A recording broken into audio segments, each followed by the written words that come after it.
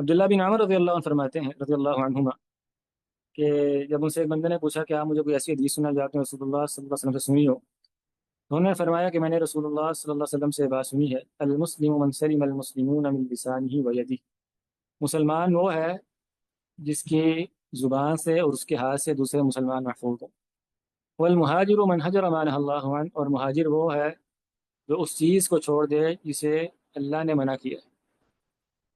جو ہجرت کر جائے اس چیز سے جس سے اللہ نے روکا ہے۔ تو یہ حدیث بھی اپنے معنی میں انشاءاللہ واضح ہے کہ مسلمان یعنی کامل مسلمان، اچھا مسلمان،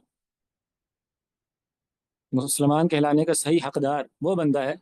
جس کی زبان اور ہاتھ سے دوسرے مسلمان بچے ہوتے ہیں، جو دوسروں کو تکلیف دینے والا نہ ہو۔ اور دوسرا جملہ جو ہمارے سبق سے متعلق ہے، جو محل شاہد ہے،